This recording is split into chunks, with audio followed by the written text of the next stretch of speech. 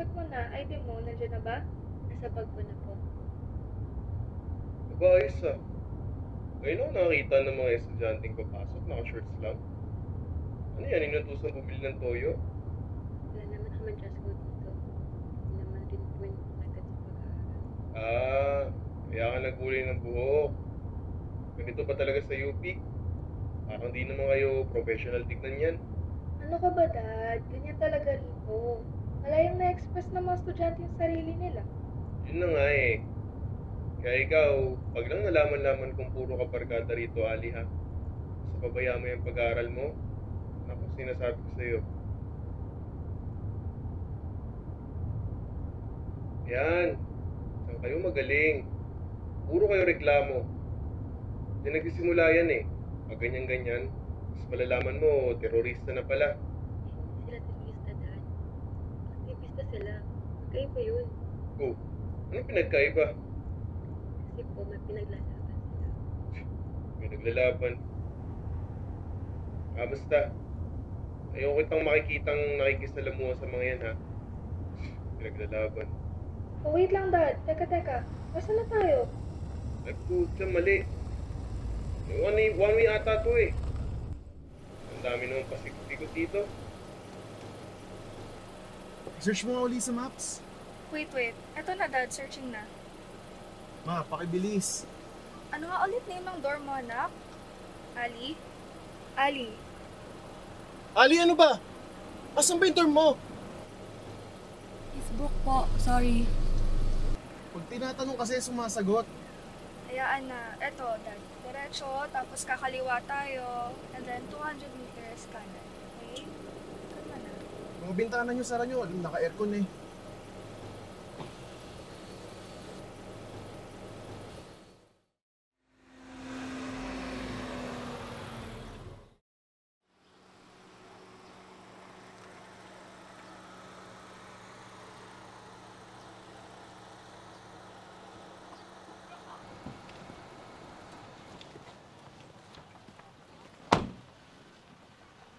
Hi, you must be Ali. I'm Ash, your new roommate. Hi, family. Nice to meet you. Ay, ang formal naman ito. Fun lang tayo. Hello po, tita. Hello po, Tito. Don't worry too much about Ali kasi nagsasaya po talaga kami. Mabuti naman kung ganon. Kaso sayang, no, graduating student ka na pala. Opo. Freshman pa lang kasi tong anak ko eh. Wala pa siyang masyadong kilala, pero hopefully mas maging close kayong dalawa. Miss, siguraduhin mo lang yung mga fun na yan. Legal ha? Dad naman.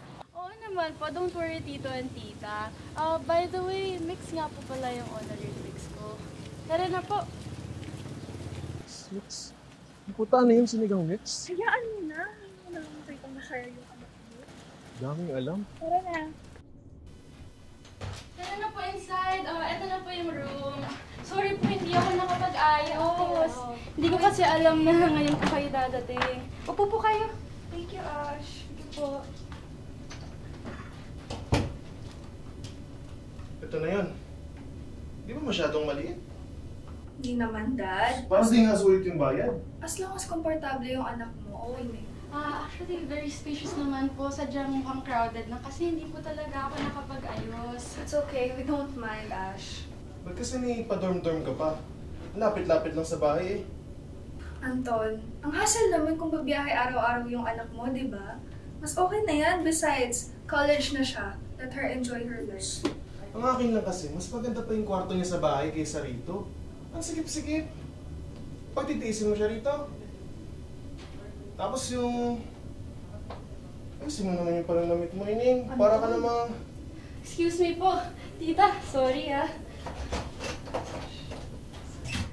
Anton! Really, Dad?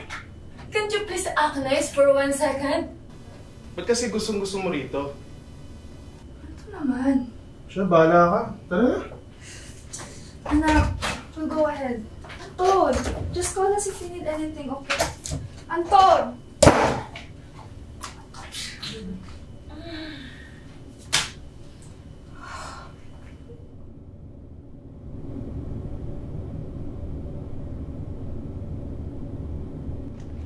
Dad, ano ba? Mag-usap nga tayo. Anton, sandali. Anton! Ano ba? Kahit minsan isipin mo naman yung nararamdaman ng anak mo. Wala ka bang tiwala sa kanya? Her world doesn't revolve around you, Anton. Ano ba? Huwag mong hayaang tuluyang lumayo yung loob ng anak mo sa'yo. Akin na yung susi! Bahala ka dyan.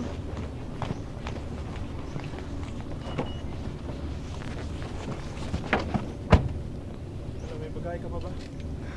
Labas mo na. Alam niyo po ba kung bakit gusto ko umalis sa bahay? Kasi sakal na ako sa'yo. Pagod na ako sa pagkontrol mo sa lahat ng bagay. Parang hindi niyo ako anak kung mapagsalita kayo eh. Sawang-sawa na rin ako sa pagpipigil niyo sa kung ano ang gusto ko. I'm not even asking for too much, Dad. Gusto ko lang naman ng konting respeto at pag-unawa. Gusto ko lang naman maging malaya. Uy! Ano? May kukunin ka pa? Wala na po. Ingat po kayo. Alice, saglit. Alam mo naman na ginagawa ko to para sa iyo. Alam mo naman na ginagawa ko to para sa ikabubuti mo. Alam ko po. Alam kong parte sa kakabuti ko. Pero malaki na po ako. Kaya kailangan niyo na po muna akong hayaan. I'm sorry. I'm sorry if you felt that way. I'm sorry.